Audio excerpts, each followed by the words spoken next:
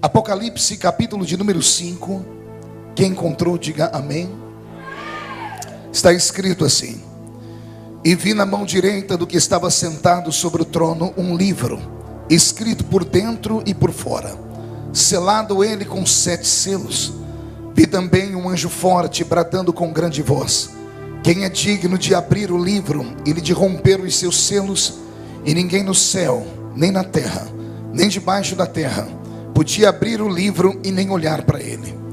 E eu chorava muito, porque ninguém for achado digno de abrir o livro, nem de o ler, nem de olhar para ele. Todavia um dos anciãos me disse: não chores, eis aqui o leão da tribo de Judá, a raiz de Davi, que venceu para abrir o livro e desatar os seus 7 selos. Quem serve ao leão da tribo de Judá, dê um grito de glória. Coloque a Bíblia no banco, na cadeira, e pegue na mão da pessoa mais perfumada do seu lado. Ainda dá tempo. Isso, aperte a mão dele ou dela com carinho até eles falarem aleluia. Pentecostal que não faz barulho está com defeito de fabricação, não é? Vamos orar? Pai, nós te exaltamos uma vez mais.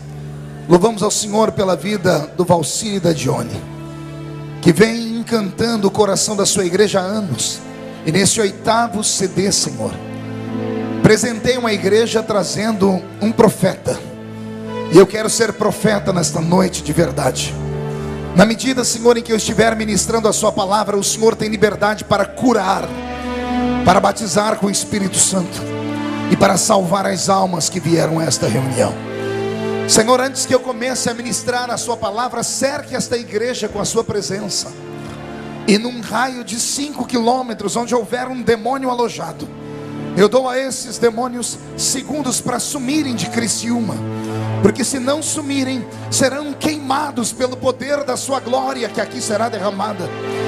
Rasgue o céu sobre nós esta noite. Manda anjos de fogo descerem aqui. Que estes anjos desçam trazendo brasas de fogo nas mãos. Comecem a esparramar estas brasas entre nós.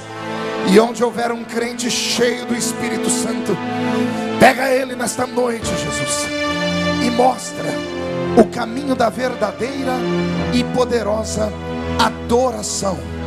Fala conosco, fica conosco, em nome de Jesus. E toda a igreja diz: os que podem, tomem o seu assento, dando a Jesus uma linda salva de palmas, porque Ele é tremendo.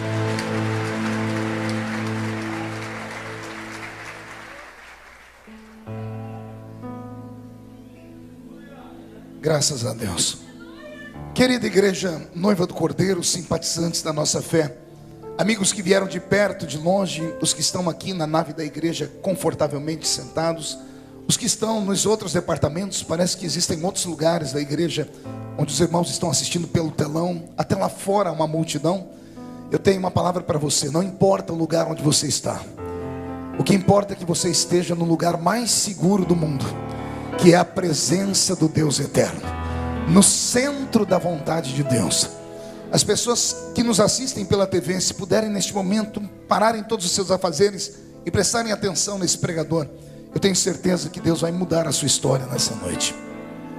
Eu prego o Evangelho de Jesus desde criança. Eu tinha 13 anos quando comecei a pregar. Hoje eu tenho 42 com cara de 50. O corpinho é de 60. Isso é rir porque não é você. Mas eu não tenho na minha memória, desde a minha infância até os dias de hoje, nenhuma lembrança de um culto onde Jesus tenha faltado da reunião. Pelo menos um amém eu ouvi aqui atrás. Eu vou tentar melhorar a sentença para todo mundo entender. Eu quis dizer que desde a minha infância até hoje, eu não me lembro de um culto onde Jesus tenha sequer chegado atrasado na reunião. Às vezes, por motivo de força maior, somos obrigados a chegar no culto depois que ele começa. Às vezes, somos obrigados a sair do culto antes dele terminar. Mas Jesus nunca fez isso. Ele sempre chega quando o primeiro crente chega. Ele só vai embora quando o último crente vai embora. Isso quando ele não encontra meia dúzia desses crentes maluquinhos que amam fazer hora extra na igreja, que emendam um culto numa vigília, porque se ele encontrar esses, ele permanece com eles no culto. Ele deixou na sua palavra uma promessa. Ele disse: esta é a minha igreja, e as portas do inferno não podem prevalecer contra ela. Quem pertence a esta linda igreja pode dar um grito de glória a Jesus? O livro que o Senhor me deu nesta noite para a nossa meditação é o livro do Apocalipse. Falar sobre o Apocalipse tornou-se joia rara. Quase nenhum pregador do nosso tempo moderno parece ter aptidão, habilidade ou até coragem para falar sobre o livro das revelações. Talvez por falta de informação. Alguns pensam que o livro do Apocalipse fala apenas do futuro, quando na verdade não é nada disso. O Apocalipse é uma mescla do passado, do presente e do futuro. No início do livro, quando Jesus arrebata o espírito de João, ele diz a João: João, tudo que você ver, escreve em um livro. E você vai escrever sobre as coisas que eram, as coisas que são e as coisas que hão de acontecer. O Apocalipse, então, não é apenas o livro do futuro, não é apenas o livro das calamidades, não é apenas o livro do derramar, do toque das trombetas, das taças, do cálice da ira de Deus. O Apocalipse também é um livro histórico, carregado de informações que nesta noite vai mexer com o nosso coração aqui. É claro que o Apocalipse falava naqueles dias de João, há 2000 anos atrás, sobre as coisas que eram antes dele. Falavam sobre as coisas que estavam acontecendo naquele presente século em que João vivia, e falava também sobre as coisas que ainda viriam de acontecer. Vivemos nos dias em que, creio eu, a nossa geração verá se cumprir em todos os pontos da Bíblia as promessas do Senhor. Posso estar errado, mas eu creio que a maioria daqueles que estão aqui nesta noite não provarão a morte. Antes, porém, ouvirão o soar do toque da trombeta. E vai acontecer exatamente como Paulo escreveu a carta aos Tessalonicenses, que dada a palavra de ordem, o mesmo Senhor descerá do céu com alarido e voz de arcanjo. Os que morreram em Cristo ressuscitarão primeiro. Depois nós, os que ficarmos vivos, seremos transformados e arrebatados seremos, e estaremos para sempre com o Senhor nos ares.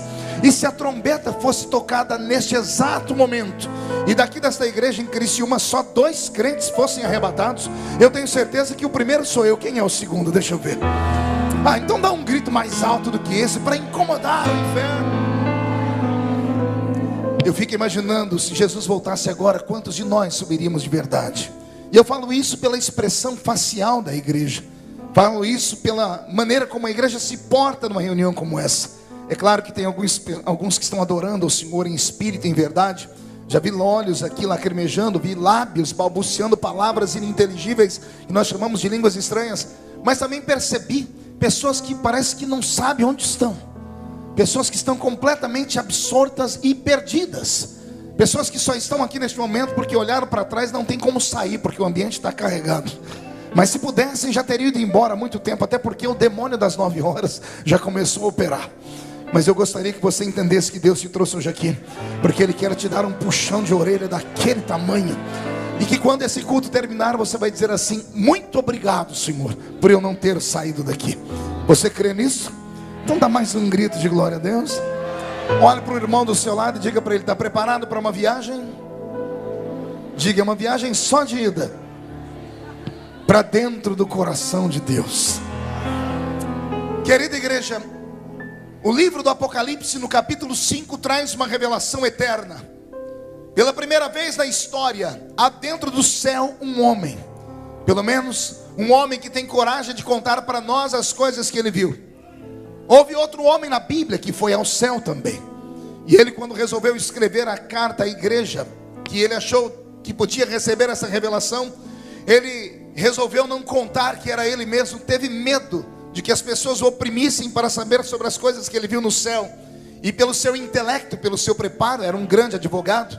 Seu nome era Saul de Tarshite. Já ouviu falar dele? Saulo de Tarso.